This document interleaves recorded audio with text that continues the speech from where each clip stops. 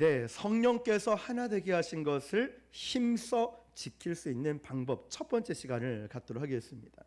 두 번째, 세 번째까지 하려다 보니까 너무 길어가지고요. 오늘은 한 부분만 나누고 그 다음 시간에 또 나누도록 할 텐데요. 성령께서 하나 되게 하신 것을 어떻게 지킬까요? 힘써 지키라는 것입니다. 자, 그럼 여러분 오늘 1절을 보니까 교회 공동체를 부르심에 대해서 언급을 하고 있거든요. 그러면 도대체 부르심에 합당한 삶은 무엇일까? 구체적으로 나와 있습니다. 1절 다시 읽어볼게요. 시작. 그러므로 주 안에서 갇힌 내가 너희를 권하노니 너희가 부르심을 받은 일에 합당하게 행하여. 아멘. 부르심에 받은 일에 어떻게 행하라고 돼 있죠? 합당하게 행하라고 합니다. 그러면 도대체 그게 뭐냐? 2절 3절에 답이 나와 있어요. 같이 읽어볼게요. 시작. 모든 겸손과 온유로 하고 오래 참음으로 사랑 가운데 서로 용납하고 평안에 매는 줄로 성령이 하나 되게 하신 것을 힘써 지키라. 아멘. 성령이 하나 되게 하신 것을 어떻게 지키죠? 힘써 지킨다는 거예요.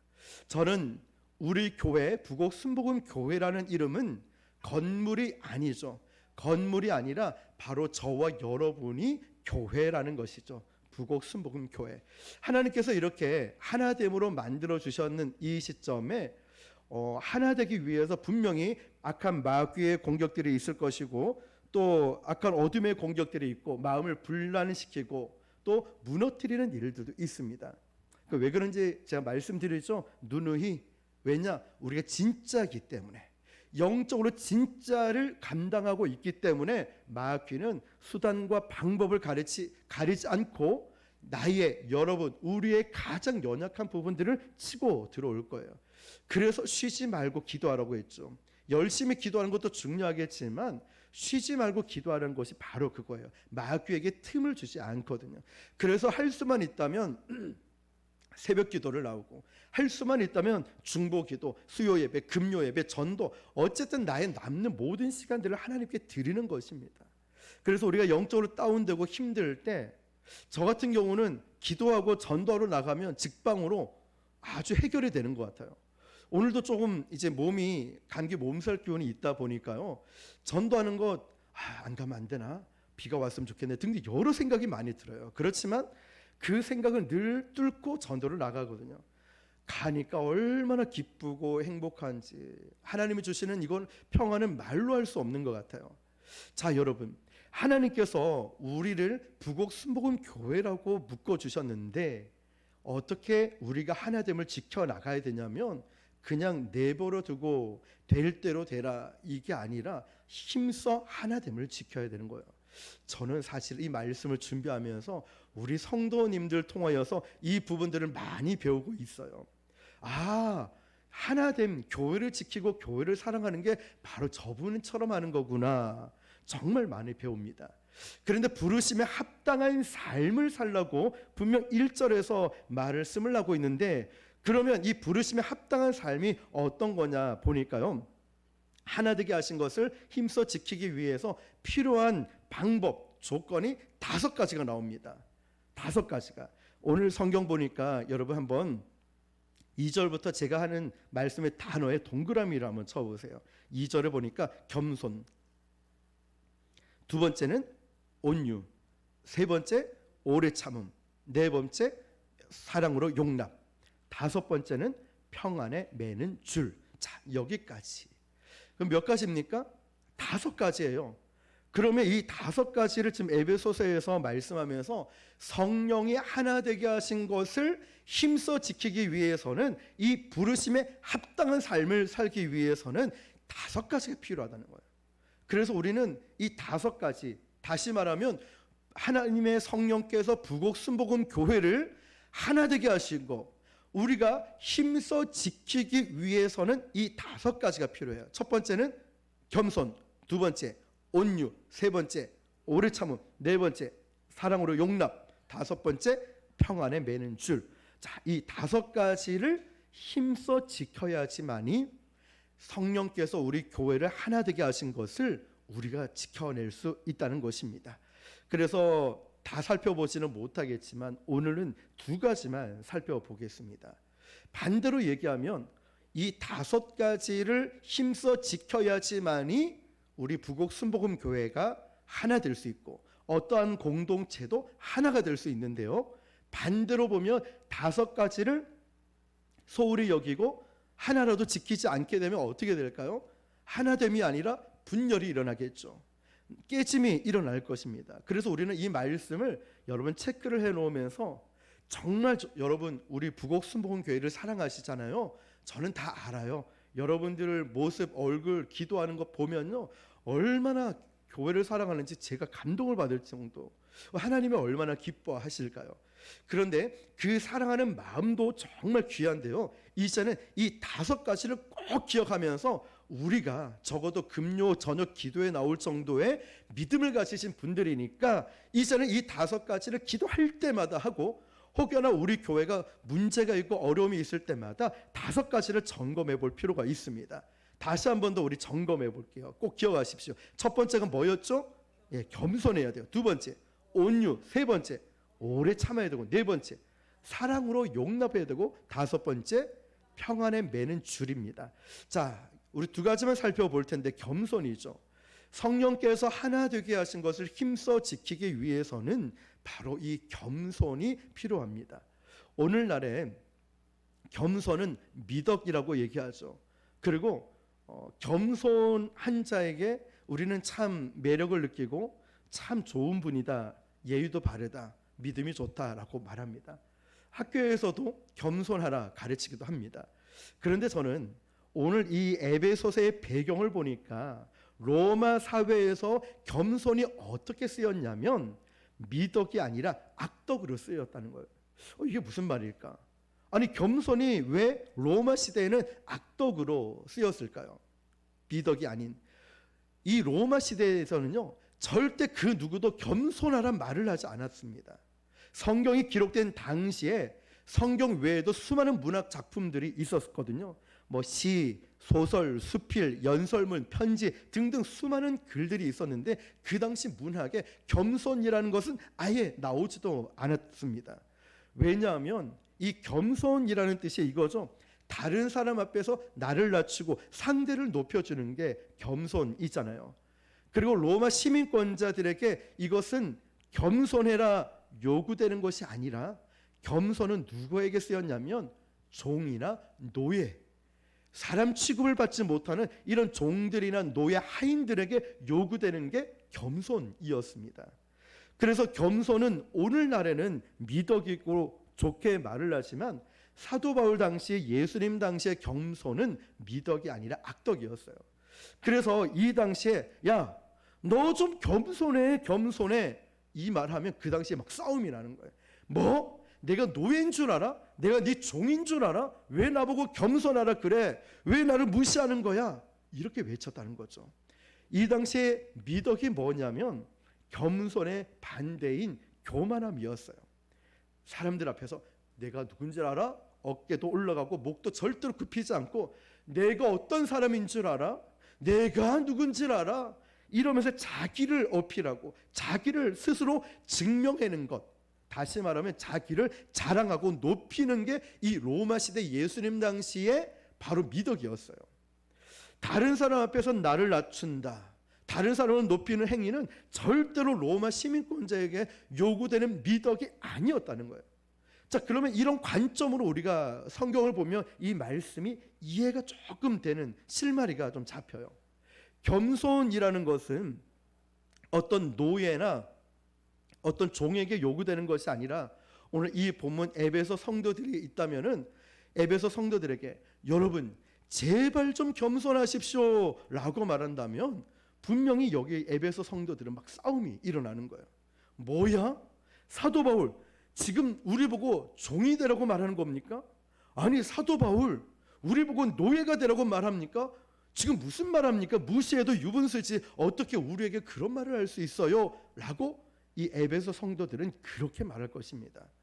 자, 그러면 우리가 여기서 질문이 생겨요. 저도 질문이 딱 생겼어요. 그렇다면 왜 사도 바울은 이렇게 겸손하라고 첫 번째 말을 했을까라는 질문을 하는 거죠. 사도 바울이 로마 문화를 몰랐을까요? 아니죠, 여러분. 사도 바울은 날 때부터 로마 시민권자였습니다. 그렇죠, 여러분. 사도 바울은 로마의 문화를 너무나 잘 알고 있었다는 것이죠. 자, 그 당시 누구도 다른 사람들에게 로마 시민권자들에게 겸손하라 이렇게 말하지는 못해요. 사도 바울도 이 사실을 알고 있었어요. 겸손해라, 겸손해라. 이거는 종이나 노예에게 했던 거기 때문에 절대로 그런 말 하지 마. 그런데 왜 사도 바울이 겸손하라고 말을 했을까요? 이유는 한 가지입니다. 우리 주 예수 그리스도께서 무슨 왕일까요? 겸손의 왕이시기 때문에. 다른 이유는 없습니다. 예수님이 겸손의 왕이시니까 예수님을 구주로 믿고 있는 너희들도 겸손해야 된다고 가르치고 있는 거예요. 자, 여러분, 예수님께서 잡히시던 전날 밤에 겟세마네 동산에서 기도하시고 제자들과 함께 다락방에 올라서 무엇을 하셨죠? 성만찬을 하셨죠. 유대인 문화를 잠시 살펴보면 또 이렇습니다. 잘 기억하십시오. 이 당시 문화는 손님이 들어오면은 그 집에서 가장 낮은 하인이 들어온 손님의 발을 씻어줍니다. 닦아줍니다. 이게 이 당시 문화예요. 그런데 만약 그 집안에서 가장 직급이 낮은 하인이 없어요. 하인이 바쁜 일로 없으면은 그 손님의 발을 누가 닦아주냐면 그 집의 주인이 닦아줬습니다. 그런데 하인도 없고 주인도 없고 바빠서 없습니다. 그러면 이 발을 누가 닦아주냐면 그 집에 먼저 들어온 손님이 이 다음에 들어온 손님의 발을 닦아주는 게 이 당시 문화이고 상식이었습니다. 그 상식 가운데 한번 들어보세요. 제자들이 다락방에 딱 들어왔습니다. 겟세마네 동산, 예루살렘 성전까지 이 깊은 계곡이 있었거든요. 우리처럼 뭐 장화가 있는 것도 아니고 운동화나 이렇게 부츠가 있는 것도 아니죠. 이 당시는 샌들이잖아요. 샌들. 우리가 신던 그런 발가락이 다 보이는 샌들을 신고 그 동산, 그 겟세마네 동산부터 먼지가 수부룩하게 쌓인 이 발이 엉망이겠죠. 그럼 모래와 흙과 이물질도 다 묻어있고 냄새도 많이 나고 땀도 났을 거예요. 그런데 이제 다락방 집에 딱 들어왔어요. 그런데 이 제자들은 딱 어떤 제스처를 취하고 있냐면 서로 눈치를 보고 있는 거예요. 왜 내 발을 안 닦아주지? 왜 아무도 내 발을 안 닦아주는 거야? 서로 눈치를 보고 있죠. 그러면서 이런 생각을 하고 있어요. 서로 이런 생각을 해요. 저 자식 말이야. 왜 내 발을 안 닦아줘? 내가 너보다 얼마나 빨리 내가 제자가 됐는데 저런 봐라. 왜 내 발을 안 닦아주지? 나보다 늦게 제자 되지 않았어? 이런 생각을 하고 있는 거예요. 야, 너는 나보다 덜 배웠잖아. 학군도 딸리잖아. 넌 나보다 나이가 어리잖아. 왜 내 발을 안 닦아주지? 이런 생각을 제자들이 품고 있는 거예요. 다시 말하면 이들은 뭘 하고 있냐면 어쩌면 팔짱을 끼고 서로 막 눈치 게임하듯이 막 눈치 싸움을 하고 있는 거예요. 왜 내 발을 안 닦아주지? 내가 저 사람보다 빨리 왔는데? 내가 더 높은 직급의 제자인데? 이런 생각들로 가득 차 있는 거예요. 그런 긴장감이 딱 놓여 있어. 너 왜 내 앞에 무릎 안 꿇어? 막 이런 분위기 있죠. 그런데 그때 갑자기 누가 딱 나타났어요. 그러면서 허리에 수건을 딱 동이면서 그 물을 가지고 와서 제자들 앞에 무릎을 딱 꿇고 그 발을 당겨서 씻기기 시작합니다. 누굴까요? 예수님이신 거예요. 자, 이 당시 문화를 이해하고 예수님의 행동을 보면 이거는 기가 막힌 일이거든요. 제자들조차 서로 눈치 게임 하듯이 왜 내 발을 안 씻겨줘? 이런 상황에 예수님은 눈치 볼 것 없이 먼저 허리에 수건을 동이고 물을 가져와서 발을 씻기고 있는 모습 보세요. 이 장면이 말은 쉽지만 생각해 보세요. 만왕의 왕 되신 하나님이 천하디천하 우리 인간을 위해서 그 피조물 앞에 무릎을 꿇고 있는 장면이에요. 그 왕이 백성 앞에 무릎을 꿇는다. 이해가 되십니까? 어떻게 하나님이 피조물 인간 앞에 무릎을 꿇는다. 있을 수 있는 일입니까? 단지 내 발만 닦아주신 게 아닙니다. 생각해 보세요. 기업의 회장님이 사장님이 지원아 너 일로 와봐. 양말 벗기고 발을 씻겨준다? 있을 수 있는 일이겠습니까? 더군다나 지금이야 세족식이라는 이름을 가지고 교회에서 그런 수련회 가고 이러면 행사를 합니다. 그러나 이 당시 문화를 제가 말씀드렸잖아요. 아무도 그런 일을 할 수 없는 일을 어떻게 세상에 그런 일이 있냐, 전혀 제자들은 생각지도 못한 일을 만왕의 왕이신 예수님, 그 주님이 제자들 앞에 가서 무릎을 꿇고 발을 당겨서 씻기고 있는 걸 생각을 해보십시오. 예수님은 겸손의 왕이십니다. 사도 바울은 로마 문화를 너무나 정확하게 알고 있었거든요. 누구도 겸손을 말하지 않았어요. 그럼에도 불구하고 사도 바울은 첫 번째로 무엇을 말하느냐, 성령이 하나 되게 하신 공동체 교회, 너희들이 하나 되기 위해서 첫 번째로 필요한 건 겸손이라고. 왜? 만왕의 왕 되신 예수님이 겸손의 왕이시니까. 에베소 성도들에게 말을 하고 있는 거예요. 다른 사람들 앞에서 나를 낮추고 상대방을 높여주십시오. 그 사람을 자랑하지 말고, 나를 자랑하지 말고, 자신을 자랑하지 말고 옆에 있는 사람을 자랑해 주십시오.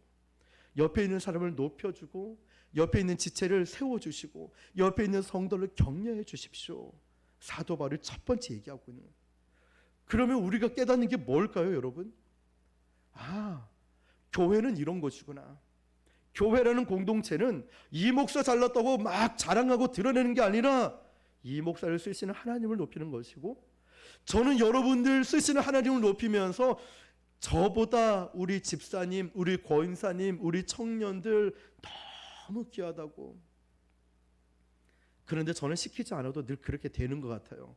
너무 사랑스럽고 너무 귀하신 분이라는 게 가슴에 그냥 막 새겨져 있거든요. 어딜 가나 자랑을 안 할 수가 없어요. 저절로 입만 열면 나와요, 자랑이. 우리 교회 성도님은 이렇습니다, 이렇습니다.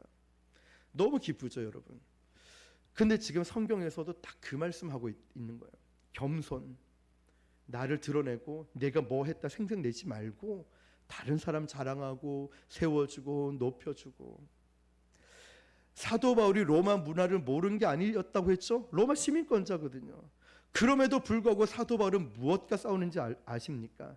로마 문화와 싸우고 있는 거예요, 지금. 여러분, 누가 이 대한민국에 아이고 저기 목사, 저기 장로, 저기 권사, 집사 다 그러는데 우리 좀 이러면 어때? 그 사람이, 그 교회가 우리 기준이 아니잖아요. 하나님 말씀이잖아요. 주님이 어떻게 사셨는지 보는 게 우리의 기준이잖아요. 다른 교회가 어떻게 하고 다른 장로, 다른 권사, 다른 목사님들은 어찌하든 간에 우리는 하나님이 뭐라고 말씀하신지를 딱 보고 제대로 배워야 제대로 신앙생활하고, 목사도 제대로 배워야 제대로 된 목사 설교 사역을 할 수 있고, 우리 장로님, 권사님, 안수집사님, 청년들도 애들도 제대로 보고 배워야 엉뚱한 신앙생활, 잘못된 길 가는 게 아니라 올바른 십자가의 길을 갈 수 있지 않겠습니까? 사도 바울은 지금 그 사람들의 문화와 상식을 다 깨뜨리고 하나님의 진리의 말씀을 선포하고 있는 것입니다. 우리 교회 가운데 이런 겸손이 있다면 우리는 성령이 하나 되게 하신 것을 힘써 지킬 수 있습니다. 그런데 여러분, 내가 리더인데 너 교회 나온 지 얼마나 됐어? 나 신앙생활 한 지 얼마 된 줄 알아? 너는 이 좋은 학교 못 나왔잖아. 너 가난하잖아. 우리보다 좋은 집 못 살잖아. 이거 기준 아니라는 거야. 이거 인간적인 거 내세우기 시작하면은 교회는 깨지는 거예요. 깨지는 거예요. 그래서 우리는 오늘 이걸 저부터가 우리가 기억해야 될 것이 뭐냐면, 서로를 세워주고 높여주고 서로를 자랑할 때 하나님께서 우리 교회를 성령이 하나 되게 하신 것을 우리는 힘써 지킬 수 있는지 여러분 믿으시길 축복합니다. 첫 번째가 뭐였죠? 겸손. 겸손은 서로를 높여주는 것. 내가 나를 높이는 게 아니라 옆에 있는 사람들, 앞에 있는 분들을 높여주는 거예요. 아시겠죠? 두 번째로 보니까 마지막 두 번째는 온유이죠. 온유. 이 온유라는 게 저는요, 잘 몰랐을 때는 별로 좋게 생각 안 했어요. 왠지 온유 이러면 우유부단한 느낌 들고 무기력한 느낌, 실력이 없고 그냥 착하니까 온유하다 이렇게 쓰는 줄 알았습니다. 그런데요, 예전에도 말씀 준비할 때 깨달았지만 오늘은 조금 더 이제 문화 배경을 보면서 딱 보니까 야, 온유. 그래서 하나님께서 모세를 보고 뭐라고 하셨죠? 지면에서 가장 온유한 자라고 했죠. 또 예수님도 나는 온유하다라고 말씀하셨죠. 이게 이런 뜻이구나. 사랑은 온유하며라고 고린도전서에도 말하고 있어요. 말씀하고 고린도전서 13장에 나오는 온유가 있고요. 오늘 에베소서에 나오는 온유가 있어요. 한글은 같아요. 근데 헬라어를 찾아보니까 달라요. 마태복음 5장에 보면 온유한 자는 복이 있나니, 여기도 온유라는 말이 나오죠. 한글은 똑같아요. 그런데 성경에는 온유라는 단어가 많이 나오는데요, 헬라어를 딱 찾아보면 에베소서 4장에 나오는 온유는요 달라요. 단지 친절함, 부드러움, 착함, 이걸 말하지 않고요, 헬라어에 나오는 문자를 그대로 번역하면 이런 뜻이에요. 사나운 야생 짐승을 길들이다. 사나운 야생 짐승을 길들이다. 이게 온유라는 헬라어의 직역한 번역인 거예요. 다시요. 사나운 야생 짐승을 길들이다. 이게 무슨 온유일까? 라는 생각이 들 수 있죠, 여러분. 그런데 이걸 풀어서 해석을 딱 해보면 돼요. 야생 짐승을 보세요. 동물원에 있는 동물들은요, 한 번씩 유튜브를 보면은 사자도 엉 오다가 사육사가 먹을 거 주면은 아주 온선에 양처럼 오잖아요. 훈련이 돼 있고 교육이 돼 있으니까. 그러나 야생은 말이 통하지 않죠. 굉장히 위험하죠. 야생 짐승 길들이는 게 어려워요. 근데 그게 온유라는 단어였어요. 에베소서 4장에 나오는. 자, 여러분, 야생 짐승, 사자, 늑대 데리고 왔다 칩시다. 우리 집에 데려와서 막 설득하고 가르치고 먹을 거 주고 그러면 그 다음엔 잘하겠지. 이 사자가 또는 늑대가 한번 이제 다독거려 주고 먹을 거 주고 고기도 주고 말귀를 좀 알아듣겠지 하고 돌아서면 어떡할까요? 까먹어요. 돌아서면 그 자리, 내일 되면 그 자리, 늘 그 자리, 변함없이 그 자리. 가르쳐봤자 얘는 돌대가리인가 봐. 얘는 머리에 뭐가 들었길래 뭘 말귀를 못 알아들어, 이러면서 포기하게 되겠죠. 그런데 세상에 그런 동물은 거의 희박할 건데 이게 온유라는 거예요. 온유. 이 정도 양육했으면 자라냈겠지 하고 봤는데 또 그 성도가 그 자리고, 이 정도 양육했으면 변화됐겠지 했는데 또 그 자리로 돌아가 버리고. 그런데 이 온유는 그럼에도 불구하고 포기하지 않는 게 온유였어요, 여러분. 그러니까 우리 성도들을 바라볼 때, 저 사람은 왜 그래? 왜 안 바뀌어? 왜 안 변해? 온유는 그럼에도 불구하고 우리가 사랑으로 품어주고 그를 위해 기도해주고 기다려주는 것, 용납해주고 기회를 계속 주는 것, 반복적으로. 그래서 겸손 다음에 온유를 사도 바울이 교회 공동체가 성령으로 하나 되게 힘써 지킬 수 있는 게 두 번째 필요한 게 온유라고 말해요. 저는 이 온유를 생각할 때 딱 떠오르는 한 장면이 있었습니다. 우리 동물의 왕국 이런 데 보시면은 사자, 호랑이, 하이에나 이런 게 나오죠. 그런데 사자 이 송곳니를 보니까 한 10cm, 15cm 엄청 크잖아요. 무서워요, 송곳니가. 밀림의 왕자, 이 다큐멘터리 이런 데를 딱 보면은 이 숨어 있다가, 정말 숨소리도 들리지 않게 숨어 있다가 이때 먹잇감이 지나가면 쏜살같이 날아가서 이 이빨로 그 숨통을 팍 꺾어버리잖아요. 한 방에 이 목덜미를 물어서 송곳니가 물어서 한 방에 그 먹이는 죽어버리잖아요. 한 방에. 그런데 이 생각, 아니 이런 장면 보셨죠? 그 무섭고 무서운 이 송곳니가 되는 이걸 한 방에 숨통을 끊어놓을 수 있는 이 송곳니가 자기 새끼 물을 때는 어때요? 자기 새끼 물을 때 목덜미를 물어도요 상처 하나 나지가 않아요. 상처 하나 안 난다는 거예요. 이게 성경에서 말하는 온유라는 거예요. 다시 말하면 이 온유라는 또 다른 이 뜻이 뭐냐면, 힘을 쓸 때와 힘을 쓰지 않을 때를 정확하게 아는 게 온유였어요. 권위를 나타낼 때와 권위를 숨겨야 될 때를 아는 것이 온유였다는 것이죠. 늘 권위의식을 가지고 권위주의를 갖고 자꾸 권위주의로 가는 사람, 나는 어딜 가나 대접을 받아야 돼. 내가 갔는데 이 목사 갔는데 왜 가방 안 들어줘? 의자를 왜 안 펴줘? 운전을 왜 안 해주는 거야? 목사 갔는데 왜 뭐도 안 해주고 뭐도 안 챙겨주고 막 이런 거야. 이런 거 버려야 된다는 거죠. 늘 대접받아야 된다는 이런 생각들. 그렇죠. 우리가 식당에 가서든 어디 여행을 가서든 어딜 가도 늘 대접받아야 된다는 생각들. 물론 성도님들이 목사님을 사랑하고 존경하는 마음으로 그러는 건 이해할 수 있어요.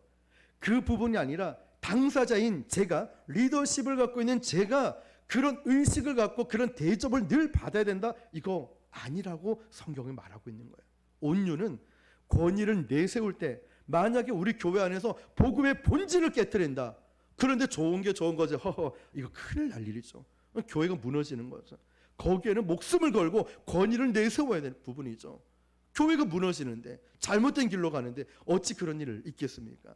저는 6년 넘어가는 이 시간들 동안에 여러 가지 일들이 부곡동에서부터 참 부흥될 뿐더러 문제들이 끊이지 않았는데, 저는 제가 어떻게 그렇게 말을 했었나 싶을 정도로 단호하게 끄는 분들이 더러 계시거든요.